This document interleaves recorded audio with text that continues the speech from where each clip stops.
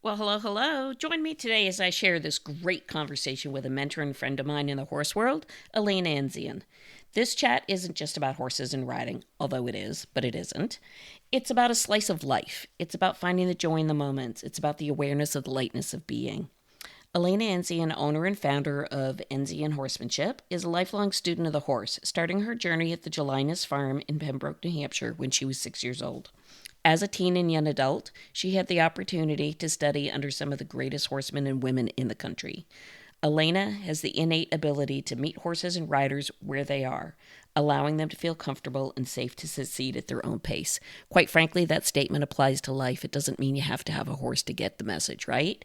The Gelinas Farm is owned and operated by Elaina and her husband Adam Taschereau, offering high quality services of boarding, lessons, training, and clinics.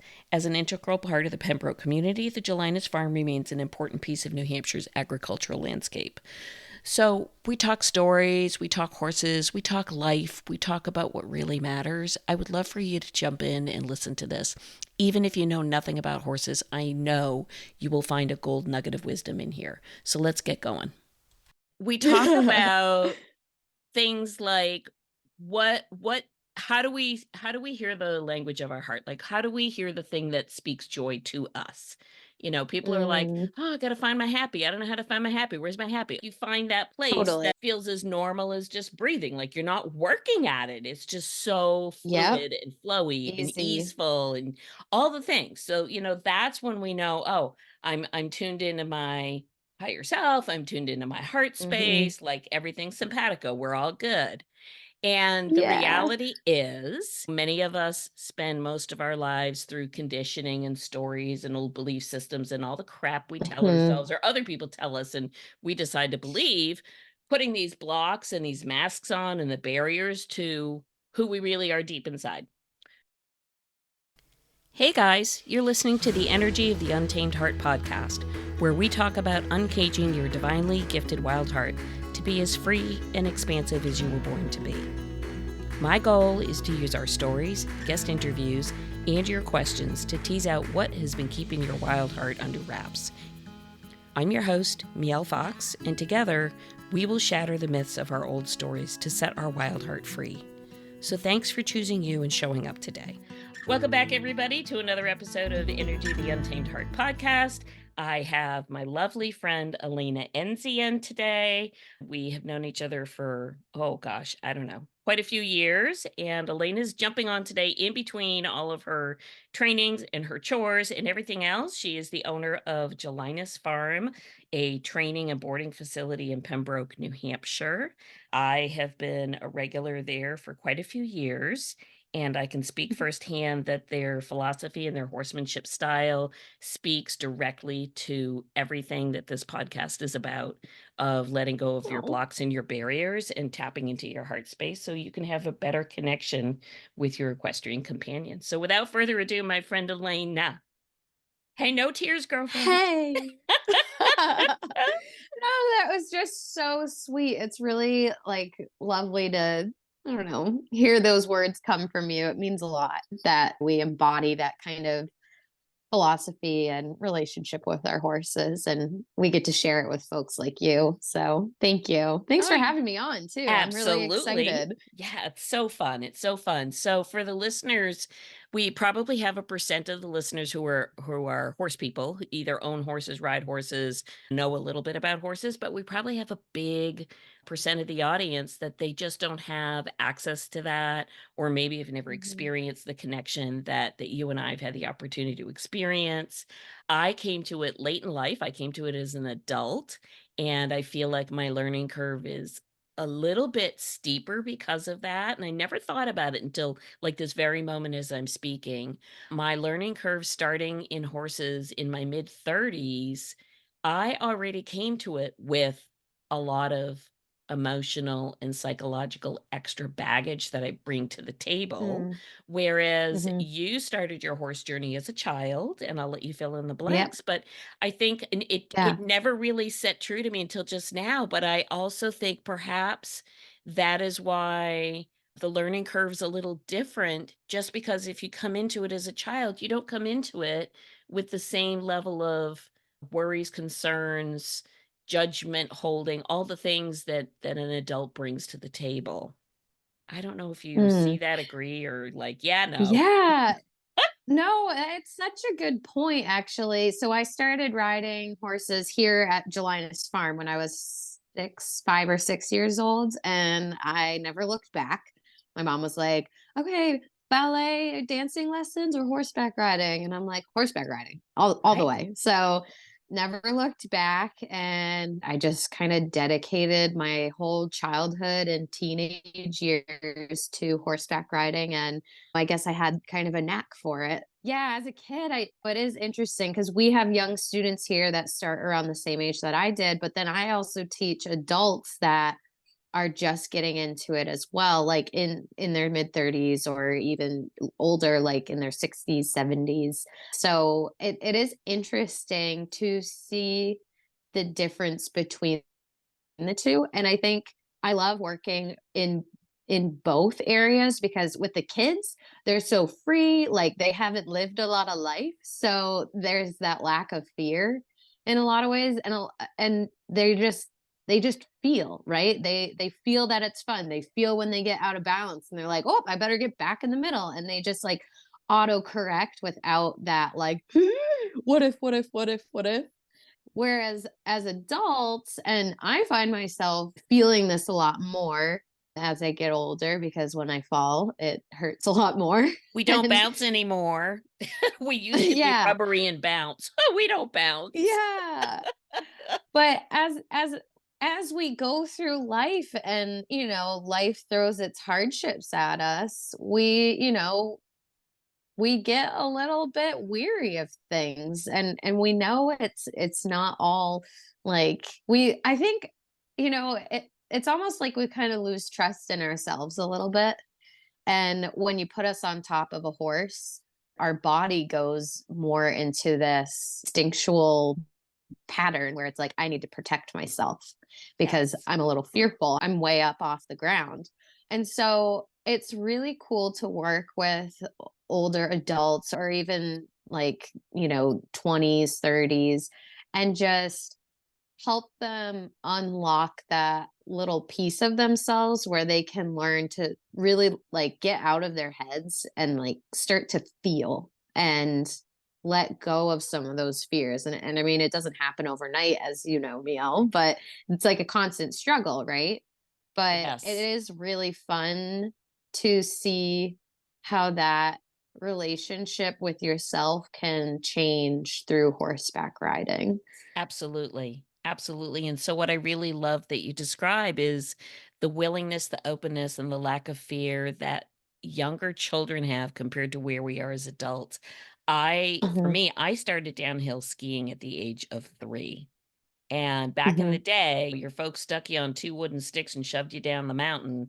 There was nobody holding your hand and helping you go along. They were just like, "Okay, see you at the bottom, bye." When off you went, Yeah, and yeah, there was no helmets, and there were no mouth guards, and there was nothing. I mean, literally nothing. Honestly, yep. it's a miracle that we're still alive. But that being said, because, you just didn't have any fear, you're just like, "Woohoo, the wind's blowing through my hair, and Mhm. look at me go, and I'm, like, almost flying, and woohoo," and you're exuberant and excited and expansive, and it just so free, and there Yes. are brief I will say, I do every once in a while return to that feeling when I'm on my horse.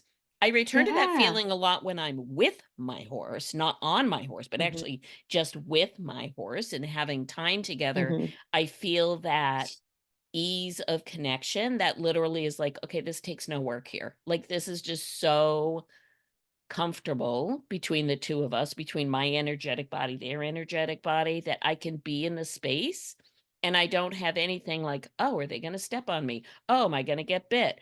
Oh, are they gonna, swing ahead?" I mean, don't get me wrong, sure, you pay Right. attention, but I don't have Yep. that wariness, that survival mode, Mhm. that, "Oh my gosh," like, on the surface.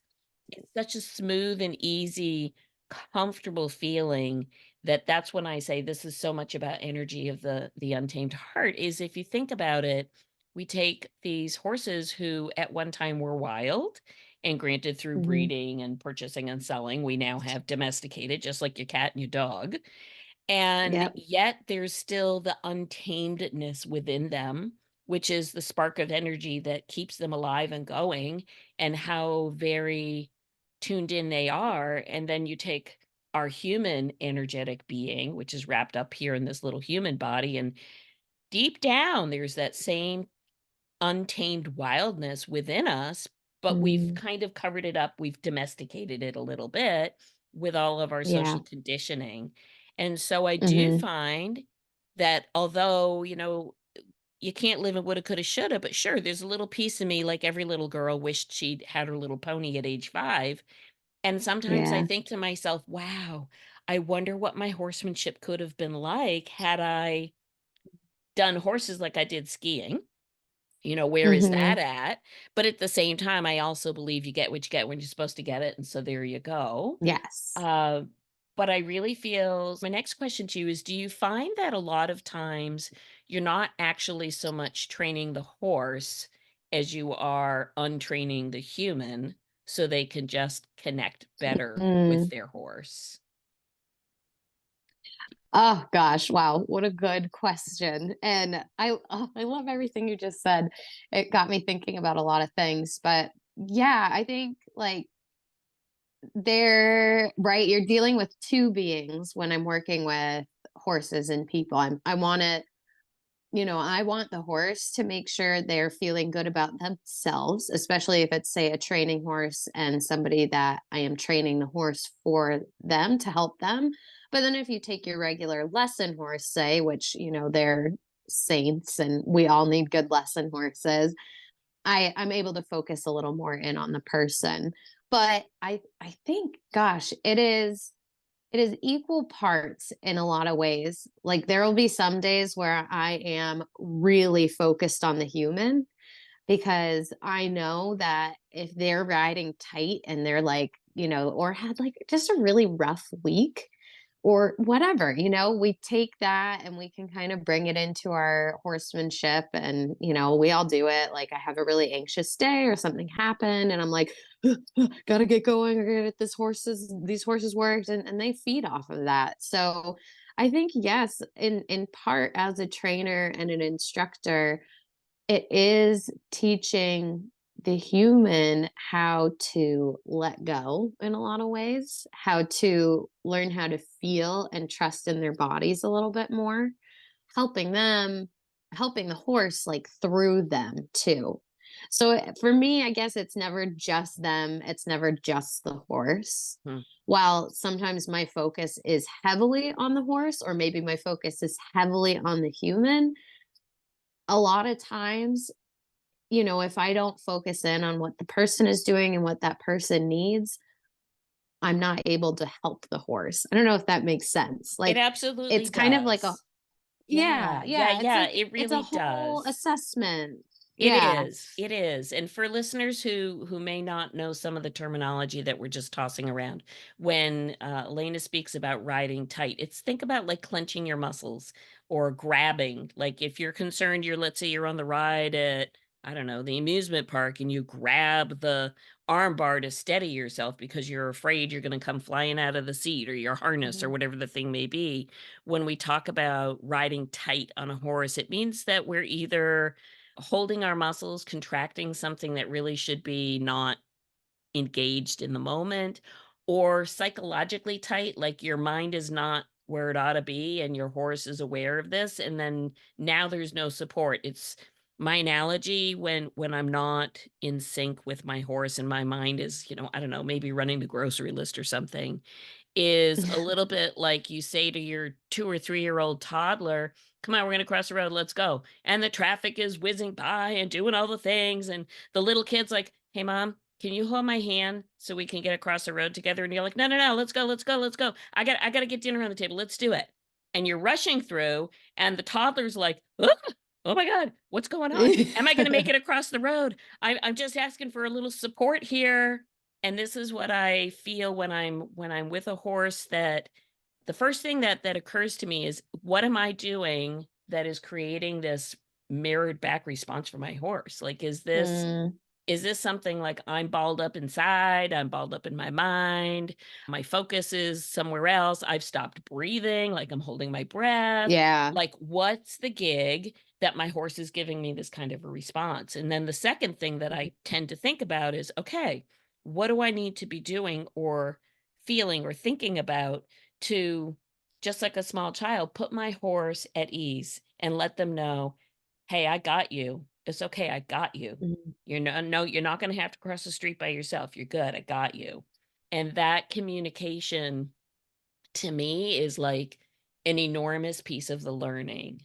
Yeah. What you guys do specifically at your farm, which I really love, and I, like most people, you don't know what you don't know till you do.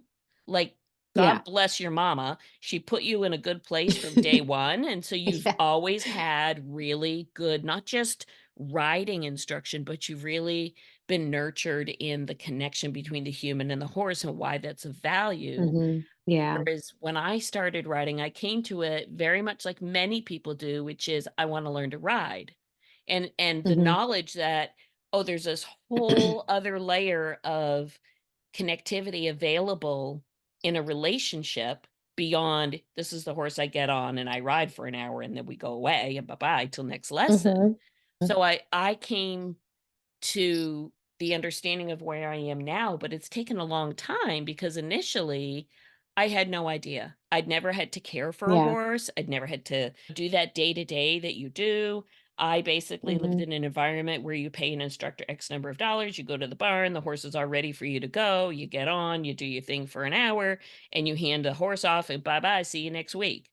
And sure, you might Yeah. learn how to stick your feet in the stirrups and you might how to learn to keep your butt in the saddle, but you're missing the whole I mean, to me, you're missing the golden nugget. You're missing the beauty Mm. of the ultimate beauty, which is how do two hearts resonate and connect and speak to one another to have a Yeah. beautiful journey together.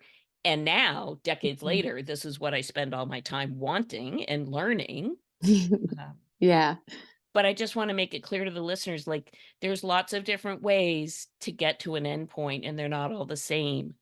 But For sure. to take a path that takes into consideration the amazingness and the givingness of a horse for a human is phenomenal. And your facility Totally. offers that on lots of levels, which I love, really love. Yeah. Yeah. Yeah, and I think, like, what you said too, just going back to, like, the horse and the person and the connection between the 2, I think, like, a huge reason why I decided to come back to the horse world, right? I was in it as a kid. I wanted to be a horse trainer. I wanted to go on this path and be in it forever. And then I kind of veered away from it. And then roundabout way, here I am. I own my own facility now. And this is like my full-time gig. I think what made me want to come back to it was that realization that the horses, what you were saying earlier about like domestication and everything, the horses are here as animals that, they didn't necessarily ask to do this or be in our lives. They're here to offer that to us. And they didn't ask for this. And the people, I think, someone like myself where I have been doing this, I've been extremely blessed and have had amazing opportunities and amazing teachers. And I think I felt a sense of, wow, like, I see a lot of people struggle with their relationships with their horses. I want to help people like connect better with them. I want to help these people help their horses because again, these horses didn't necessarily say like this is the path I want. Like they're animals, right? They get put in these situations. So I guess like a huge pivot point for me was just realizing that I have this talent, I guess, or ability to help people, this willingness to help people, and a love for horses and a way to connect with horses. So I think, like what you were saying, it's a privilege for me to be able to help people help their horses. And that is like what I think keeps me going all the time, and seeing these relationships between people and their horses improve over time. That's what's really, really cool. And to be able to help people understand and tap into that um kind of peacefulness, that freedom that being with horses offers is really neat. And I've been doing this full time for a year now, and it's I'm just getting started. So it's Right? really cool. And I'm really excited to continue to see these relationships change and build over the years. Whether it's a little 6-year-old that, like I was, that just, wants to yahoo around or learn how to brush a horse, pick their feet and all that stuff, or if it's the 60-year-old woman that lifelong dream has been to ride a horse, just being able to facilitate that connection and facilitate bettering the relationships with people and their, say, young horses that they buy or problem horses that they've run into. It's amazing. It's really cool. It's really amazing. And I'm going to say very honestly, and this is the truth. Yes, I know you, but I'm just going to tell you the truth because I've been to many, many instructors, many places, many barns, many clinics in my state and other states, other countries, all over. I've had an opportunity to, let's say, try lots of different flavors of ice cream. And what comes home to me is when somebody really does their job truly with the best interest of the horse at the forefront, and of course keeping the safety of your riders there. But when the drive is not, okay, we're just doing this because we're going to go to the test next week and we need Fluffy to do Mm, this maneuver and that maneuver and whatever, but mhm, we can come to the end goal of, you would like to ride in such and such a way, you would like to do a trail ride, you would like to take a dressage test, you would like to whatever the thing mhm. is, or you just want to get along better with your horse. I think you Yeah. probably honestly undervalue the value of you, which is the gift that you bring. I think it's huge for the horse because let's face it, the primary driver for a horse is safety. That's their gig. It Mm, isn't, is my mane mhm. pretty today? They don't get up and go, Yep. "Hey, am I looking good?" All they really care about is, am I okay? Like, am I surviving the tiger today? Here we go. Am I Yep. good? And Yep. the skill that you have to up level that piece of it for the horse, to give them a skill set so they can understand you're good, you're safe, you're supported. And that allows them to, what I call, fill in for the moments that the Mhm. human doesn't quite grab it yet, like doesn't quite get the concept Mhm. yet. So that's super critical. And your facility and you personally, because I've had time with you personally, is huge. But the other piece is what I can certainly speak from personally is that my time and my growth, my personal transformative growth of myself, has been radically facilitated through my time with horses. I think Mhm. honestly, to make the shifts and changes over the years that I've been able to make and to let go of a lot of conditioned beliefs and thoughts and fears was absolutely facilitated through my time spent with my horses and through Mhm. clinics and other teachings in facilities, including Gelinas Farm, Mhm. which that's the priority. And so what I have to say, and my next question to you is, do you feel for your long-term clients? And I have to tell the listeners, most people who start at Gelinas like never leave Gelinas. It's sort of like the Willy Wonka beauty place of horses. You kind of go like, whoa, man, wow. Can I just live here? It's really pretty amazing. But I have to Oh, say, I don't think it's short-term transformations, really what I'm grabbing at. What I'm really saying is I don't yeah. think what you facilitate as the conduit of bringing these two energetic beings together and helping the human understand the horse and the horse understand the human. So you're that conduit between the two for sure. But Mhm. it's not like a one and done, like, oh, I have this transformative event for 45 minutes. See you later. Bye, Elena. Next week. It is embedded and integrated into the human.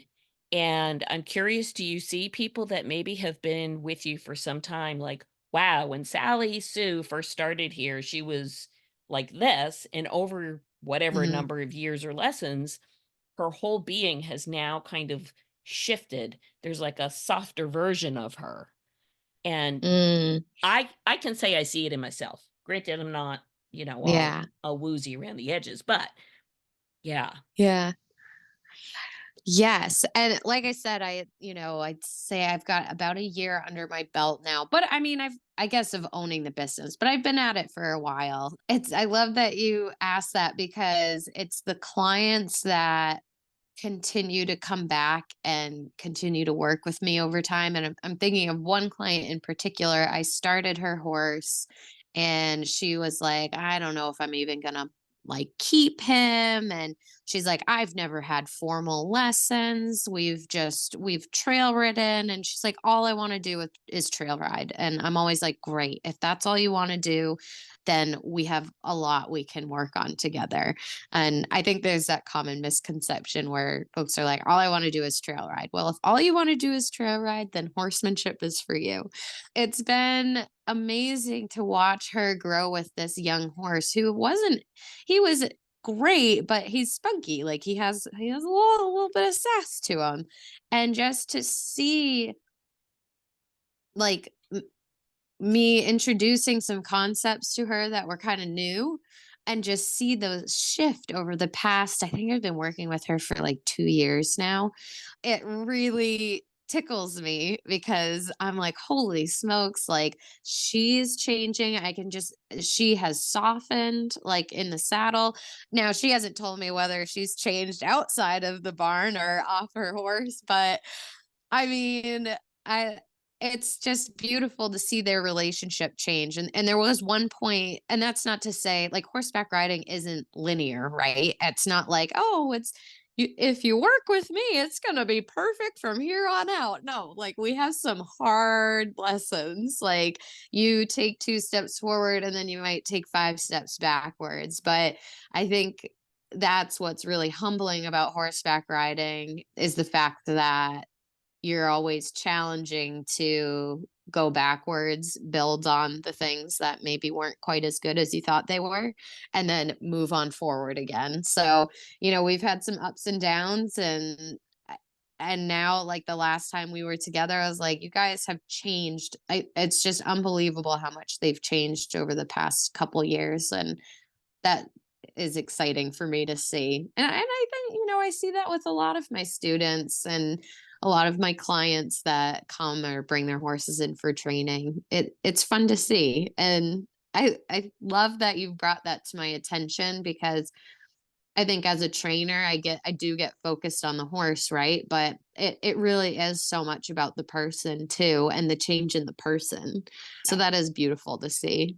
Yeah. I can absolutely say my life would look very, very different without horses in it. My day career is Yeah. extremely intense and high stress. Yeah. And yes, I use the barn as my refuge. It is my downtime. I'm not going to say that it isn't because that wouldn't be very honest, but it's Mhm. more than that. It's the learning that I receive through my time with the horses is not just healing, like it sort of offsets the high intensity day work, but it is, and yeah, it's therapeutic. I'm not going to say it's not therapeutic. And of course it Oh is, yeah.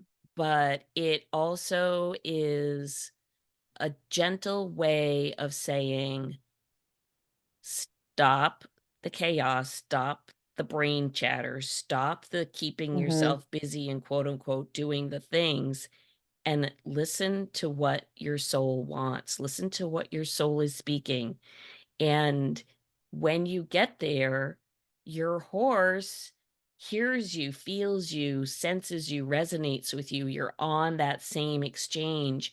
And what you receive back is so profoundly humbling in what Oh they're yeah. willing to share with you if you're receptive, if you're open and receptive, which Mhm. okay, I'll this will drag us into the next topic and we'll make it kind of short. But I firmly believe our purpose, part of our purpose here on earth is to be in a state of what I call radical receivership. Many people use this term. It's not my term. I'm just borrowing. Yeah. But it's the concept of being open and receptive. It's the concept of considering, is this the only way that this could look? Is this the only way that this could be? Could I possibly Hmm. entertain that something could feel different, could look different, could result in something different? And when I have brought a more spacious version of Miel to the barn, to my time with my Hmm. horse, and been in a better state of receivership, unconditionally no judge, the amount of Hmm. shift and change that the horses mirrored back to me is unbelievable.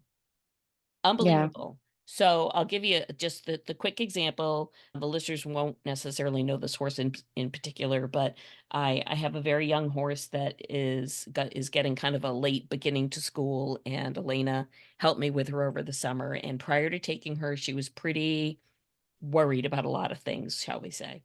Mm. And she in particular really, of all of the animals on the farm here, she's the one that actually seeks me out, looks for me, like, where are you? And which I think is flattering. Don't Oh. get me wrong. I'm like, oh, isn't that sweet, baby? That's so good.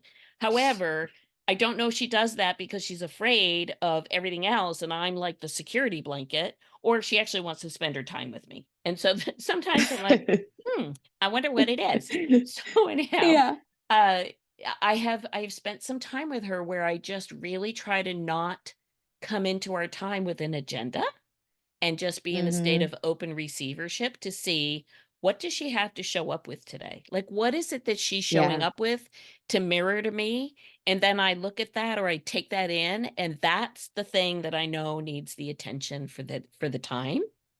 And Hmm. it's made a big difference, as opposed to, oh, it's 2 o'clock on Thursday. I have 45 minutes and I'm going down to the barn and we're going to get fluffy and this is what we're going to get done. Oh my That does gosh. not Yeah. that does not end well. I will tell you. The result of that is very Doesn't. poor. Yeah. Yeah. Yeah. So I'm Yeah. sure Oh you my probably gosh. see Yes. that, and Hmm. we talk about it as being on horse time, like human time and horse time are not the same. And it takes the No. time it takes to do whatever. And if you actually Hmm. slow it all down, Hmm. it takes even less time. But what Yep. is your sense or feeling on the idea of human openness, spaciousness, receivership, and what the horse serves up as horse receivership? Whew. Wow. Whew, Yeah. this is a deep one. It is. And I think, like, as far as receiving, like, I do, just from personal experience, right? Like, I'm not always able to receive, right? And I think I'm still learning, like, when are those times that I'm able to receive? When are those times that I'm not in a headspace to receive? And actually, after this podcast, I'm going to probably be even more aware of it, right? The horse really mirrors where we're at each day. And to go in and work with a horse and have like an agenda, right?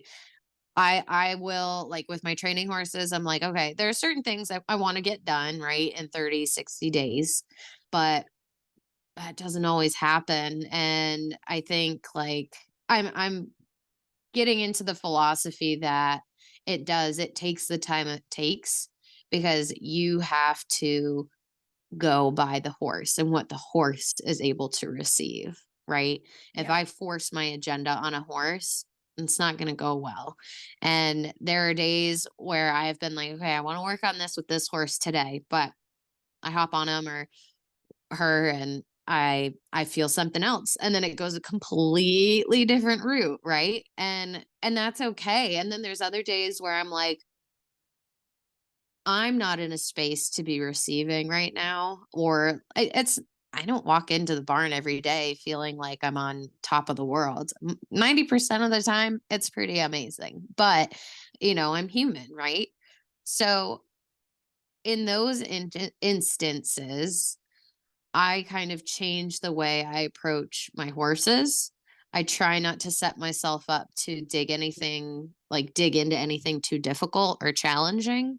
And I've started to take this approach, and I guess this is me actively receiving, is hopping on that horse, say I'm not quite in the right place, and just like go into feeling, right? And that's a huge part of horsemanship and working with horses for me is feeling. What is it that that horse is trying to tell me, trying to give to me at this moment in time?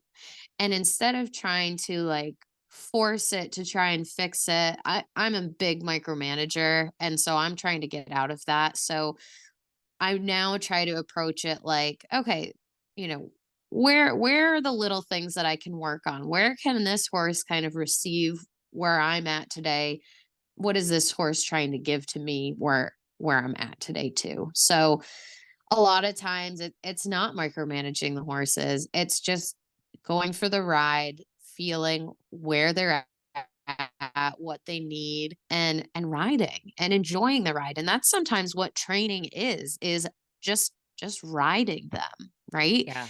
Like they don't need to be doing like flying lead changes and all this stuff, right? It's just it's riding. Like, are they rhythmic? Are they balanced? Are they breathing? Am I rhythmic? Am I balanced? Am I breathing? So there's like this back and forth, like silent communication of giving and receiving between horse and rider. And, and I think it's it's not the same every day. And I think that is where we can often get ourselves into trouble with these horses is like, oh, I should be further along, or I should be here, or I should be in this place. This horse is this old. It should be here. It's like, why should? Like, who are we comparing ourselves to? Right. If you are just here to develop a beautiful relationship with a horse, what's the timeline? Like, who cares? Be the Yeah. best version of yourself for your horse, and your horse will give that back to you. And I think that's been a big part of my clientele is like they don't necessarily want to go to the Olympics. They don't want to do big shows. And I'm perfectly happy with that. I think if you can just be the best version of you, right on. Don't put that pressure on yourself to show up and be at a certain point every day, you know? So I guess those are my feelings when we talk about receiving and being in a space of receiving with the horse. It's it almost is like we just have to be quiet and listen sometimes and Yes. feel. Yes. Yes. I agree. I think putting the human agenda and the human ego, leave it out in the parking lot because that means Yeah. nothing to your horse. Your horse doesn't care what your agenda is, and your horse doesn't want to hear what your ego tells you. All your horse And wants it's is your so heart. hard. I mean, that's it. Yeah. But it is so hard, Yeah. which is why we constantly come back to, "Oh, I need to do this clinic. Oh, I need to do this thing." Mhm. So, let's Mhm. shift gears for the last few minutes, and for listeners, anybody who wants to kinda know, so how does all of this work? So, many Mm. facilities, you don't have to own a horse to learn about a horse. Mhm. You, Mhm. certainly can spend time at a facility, and there are more often than not resident equines whose job it is to be the gifts to the world as teachers for those of us who may or may not have the capacity to have our own horse. That also being Mhm. said, I've seen the trend over the last 20 plus years shift in who's available to help mentor or help bring riders to a different perspective of what they may be learning. And we call those little windows like mini clinics, little mini learning sessions. Mhm. And I'll let you sort of fill in the blanks. But Elaina and Gelinas Farm have had a history of bringing like-minded, like philosophied clinicians, horsemen, horsewomen, who Mhm. come for a long weekend usually to teach horses and riders a little bit more about horsemanship. And some of the shifts and changes that I've seen, especially most recently at Gelinas, is this understanding and this awareness of the connectivity of mind, body, spirit, not just here's the body mechanics, get on the horse, put your leg here, put your hand there, and do the thing. But I Mhm. really see a shift in how we bring information forward to recognize and honor that the horse's energetic being is an equal partner in the dance. Mhm. One of those folks being your Breathe to Ride clinic, where they really Yep. integrate the whole nervous system regulation of the human through breathing techniques to better facilitate Mhm. that relationship when riding. So, Yep. can you share with us how you feel that as the owner and as the trainer at the farm, you've seen a shift or change in who brings what? Like, what's coming to the table for the types of clinicians who show up? Like, who do Mhm. you want to see come and why? Mhm. Yeah. So I think there has been a little bit of a shift actually, even in like, so Tom Curtin, he's been coming to the farm for 22 years now. And Trina, his wife, also has been coming to the farm for 22 years. And Trina does energy work with horses and energy healing work and is a very accomplished horsewoman, along with Tom, of course, very accomplished horseman.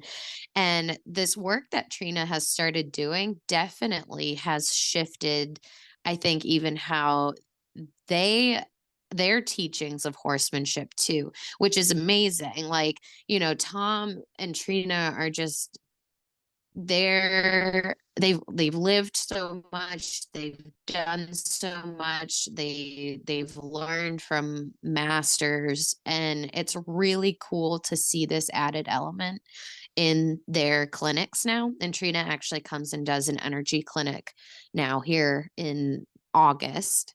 But and so it starts there, right? So we kick off with Tom, and they have this. Tom has always talked about this relationship between horse and human, and how it's always been about feel, timing, and balance, and building that relationship between horse and human in a horse centered approach. And so then we've got, now building on this that we've been having for years, Katie and Kristen with Breathe to Ride. This has been a huge thing that they just started, really focusing in on using our own breath and our own body awareness to improve, once again, that relationship and connectivity with our horses. And so the more I like see these trends coming and people getting on with this stuff, it's like, yeah, it makes total sense, right? Like, horses, if you observe natural horse behavior, they don't speak to each other. They feel, it's energy. Their energy that they bring to one another in the field is how they communicate. And that's how we have to learn to communicate with them, is really through feel and energy. And so I think, like, I'm really excited about the suite of clinicians we have this year. And I'm excited to be teaching some of my own clinics this year as well, as far as when it comes to learning and growing and the shift in the industry. I think it does horsemanship a disservice if we don't focus on the energy side of things and the feel side of things. It's, some folks are like, oh, that woo woo stuff. It's not, though. It's not woo woo. It's not woo And we woo. also, and what's interesting too, though, that being said, the biomechanics side of things equally important, right? And that's what's cool about Breathe to Ride, is they sort of combine both those things. And then we've also had the privilege to be able to work with Wendy Murdoch as well. And she really dives into the biomechanics side of things and Yes. how it relates to the human brain. And I just think like that is cool too, because even Wendy talked a lot the first time I rode with her, a lot about fear and how to overcome fear as horseback riders. And it does stem down to biomechanics, but that fear is an emotion that many of us carry, like we were talking about in the very beginning of our chat, right? Yeah. So I think, all of this being said, is I think, at least here at Gelinas, I feel like my goal over the next couple years is obviously to maintain this vision of the farm that has been going for the past 30 years, but to kind of grow in a way that really, well, I guess is coming from a place of receiving. Like, I want people to come here and leave feeling better about their relationship with their horses than when they came, and not just from like a training side of things, like doing the things and doing the transitions and all that stuff, but also from like an energetic level. Like, I want that connection between horse and human to be stronger than when they left. And so I guess that's where I'm kind of putting my focus as far as like the clinicians we bring in, the clinics I'm teaching, and how I'm sort of approaching my business. I think And it's this great. was all very unintentional. That's It just it. kind of Well, it happened is, that but it way. isn't. I think the transition for the previous owners to you, it's sort of like the welcoming, not just the welcoming of the next generation of horsemen, horsewoman into the field of horses, but it's also welcoming in the new paradigm of how can we understand that we're all interconnected, we're all one, that my heart speaks to your heart, speaks to the horse's heart, that it is all one, energetically speaking. Mm, Everything has the capacity to be united in one. And what disrupts that is all the fears and the conditioning and everything that goes with it. But if we can learn how to return home to who we really are in our heart, listen to the language of our heart, hear the heart speak from our horse to ourself. I think that that is the what is up and coming more openly. It's been out there for a long time. Don't get me wrong, we're not reinventing the wheel here. yeah, It's been out for a yeah. very, very long time, but it hasn't necessarily been, shall I say, spoken so mainstream, spoken so openly and so Hmm. publicly, and acknowledge Hmm. that this is not woo, this is like the real deal. And the proof's in the pudding. I mean, if you have a great connection with your horse, the things that they will offer you to do for you is phenomenal. I mean, it's Yeah. just phenomenal. So tell us, how do people Hmm. find you? I know how to find you. I just get Well, in my truck yeah. and drive on down the road. Come on down. Come on So down. like we said, I own Gelinas Farm in Pembroke, New Hampshire. We're located on Fourth Range Road. But if you want to get in touch with us, and it's not just me, we have a staff of amazing trainers and instructors as well. So I'm really fortunate to have a group of like-minded women to work alongside me. If you are interested in training or learning more, we do have a website, gelinasfarm.com. And then email is info@gelinasfarm.com. And dare I give out my cell phone number? I will. The farm number is 603-545-8216. I But love it. the best way to get in touch with us is definitely through email or our Facebook page. We've got Gelinas Farm, Facebook and Instagram. And actually, I'm launching after the new year, which this podcast will probably be out after the new year, but is NZN Horsemanship. So that is kind of the, I guess, philosophy side of Gelinas Farm. So kind of doing a little of my own branding, branching out. But yeah, I literally just got the logos the other day. So I'm working on launching a little Enzian Horsemanship Facebook, Instagram page. It's all in the same, like still Gelinas Farm, but Enzian Horsemanship is just my little slice of The Elaina training slice of clinics and pie. If you couldn't tell, horses are literally my air. I could chat and exchange conversation about their amazingness and all the things for hours and hours, but I simply cannot say enough about the importance of laying your junk aside and really leaning into how you can shift your life by getting in sync with the vibration of your horse's energetic language. If you want more information on Elaina, what she offers, and check out some of the heartwarming pictures on her website, hop on over to NZN Horsemanship at Gelinas Farm. You can find her on gelinasfarm.com. Everything's there, the offers, the clinics, a beautiful view of what the property is like and how well they are being stewards of the land and stewards of the horse. It's just beautiful. I'd be really grateful if you would share up a 5-star review here for the podcast. That is what keeps us up and visible in the algorithm. Of course, subscribe so you don't miss any episodes. If you'd like to follow along on other episodes, here we are on all the listening platforms. You can also reach out to me in DM if you have a particular request or topic you'd love to talk about. And if you just stay tuned, releases come out on Thursdays. Some of them are mini-sodes, solo episodes. Some are guest episodes. You can catch me over on the social platforms under Miel Fox or via the website at www.foxenenergetics.com. If you haven't already found the Lead From Your Heart Summit, please take a look at that. It is up on a dedicated YouTube channel. The sign up is for free.